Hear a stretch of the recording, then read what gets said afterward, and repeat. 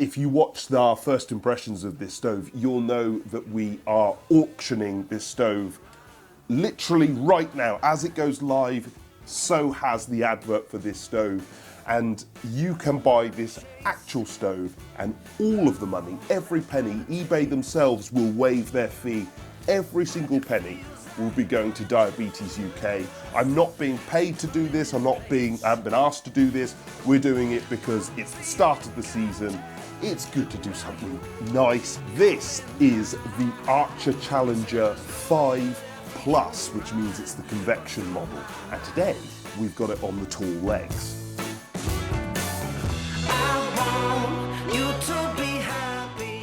Well, to start, the Archer 5 can come with either the convection panels or not. It's a 5 kilowatt stove, but can easily achieve more than 7 if you want it to.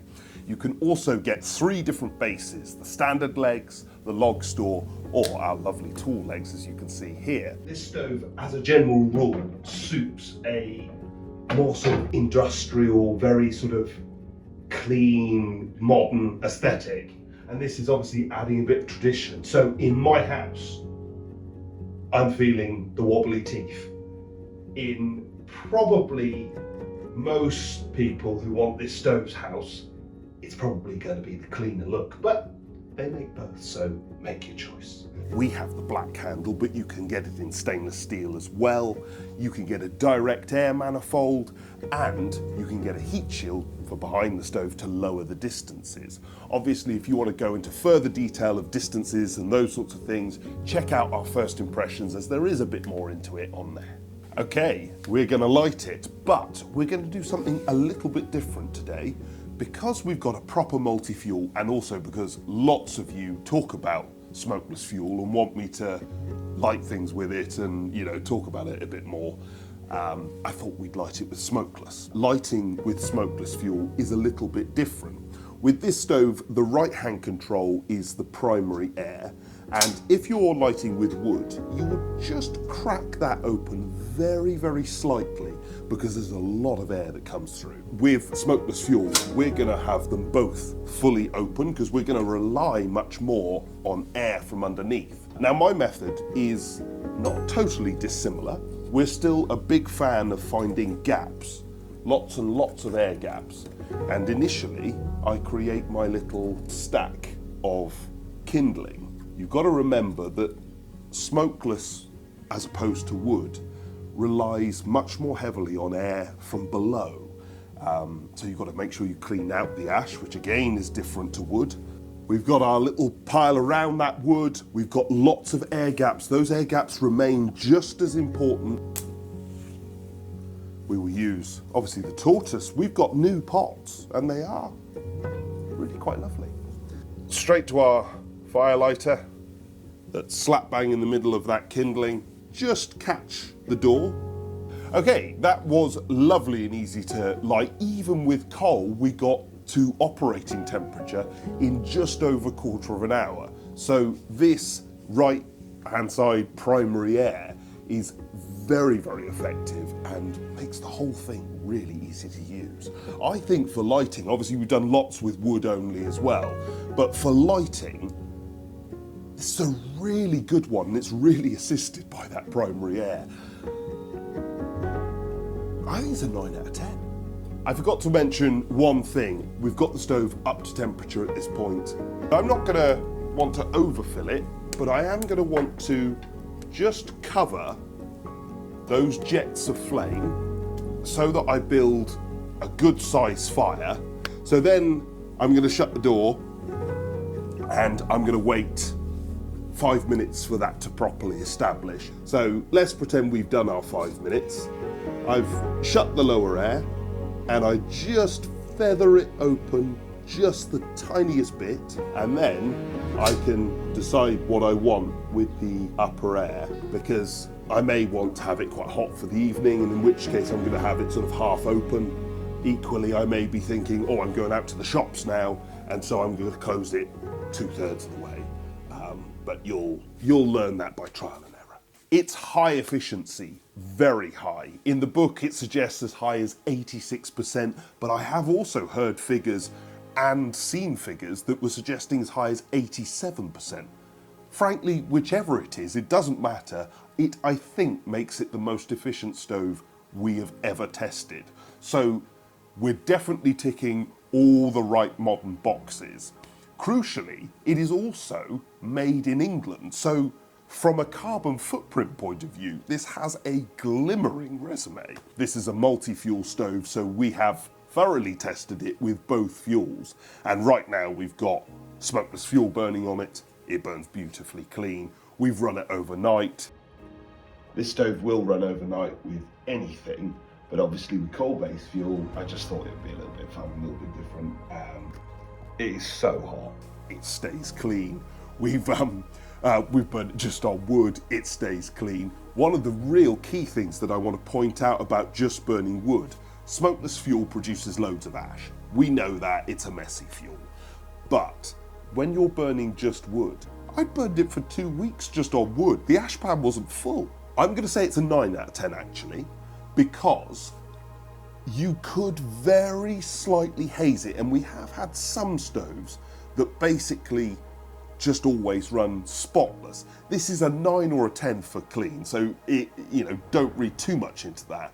But as I say, I'm probably pushing things to the sort of the limits of insanity. This stove, like all of Archer's creations, is a very, very tough stove. I mean, this is the grate. It's also really nicely finished and really clean looking. These little character lines in the door, the simplicity of it, I really, really like. The only thing that's not perfect simplicity is you've got the bolts and the baffle plate, which do stand out a little bit. You're being a little fussy there. Yeah, I realise I'm being a little bit fussy, but I just, in terms of the controls, obviously, as I've mentioned, we've got 2 controls, but as you can see here, it still does exactly what we want. We've got those perfect, very slow floating flames, and bear in mind, this is with coal-based fuel, because coal-based fuel normally is pretty boring stuff. You want wood to really get a lovely flame and show the difference, and you can see that now. We are going to say for that, this is an 8 out of 10 for control and build. It's tough, simple, lovely, well put together, and does exactly what we want with its control. How many marks did you take off for the bolts? The bolts? Yeah. Half a point. This stove has a particularly difficult job in this area because it's a proper multi-fuel stove, so you typically find that it favoured one fuel. It's not dissimilar to saying, oh, I'm going to build a tractor that's also brilliant on the road. That's not an easy thing to even think about achieving, let alone actually doing.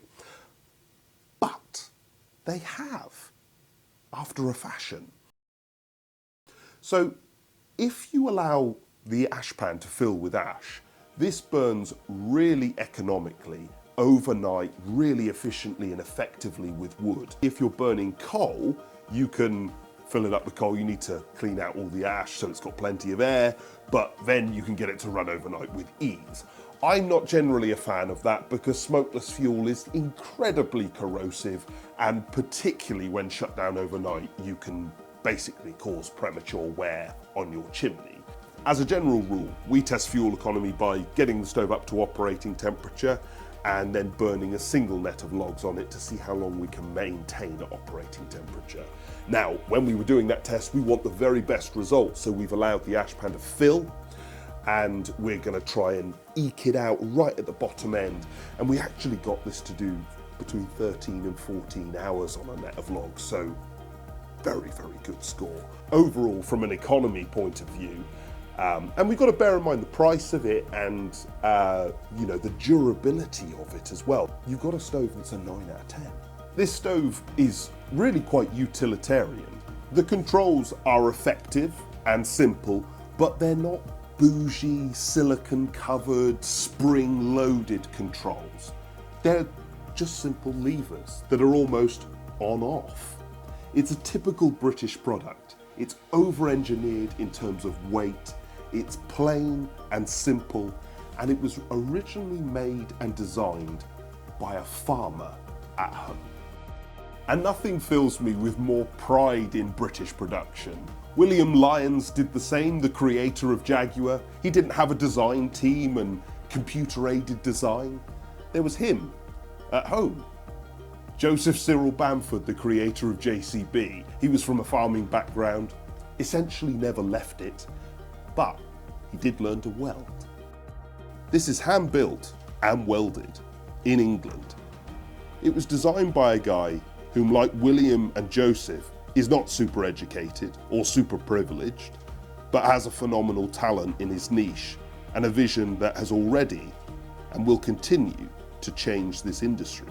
He's the reason why Archer fires have higher efficiencies than nearly everything else in the same segment of the market that he's introduced a product. Why they don't spill smoke when you open the door. I mean, when you bear in mind the heights of efficiencies that they're achieving, that's nearly impossible, but they're known for this. He's also the reason why spares aren't really needed, why he intends that the warranty will never be needed either. I mean, we've seen the great. Some of his designs have been the fastest growing in sales in the whole country, and you can feel why. It's not Scandinavian slick, it's tough, effective, genuine, efficient, clean, and something to be proud of.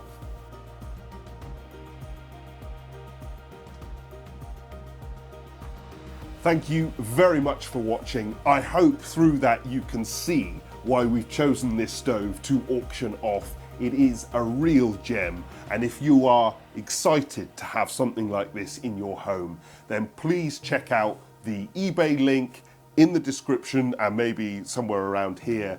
Happy bidding. It's all going to charity. There's not a penny going anywhere else. So bid away, bid it up.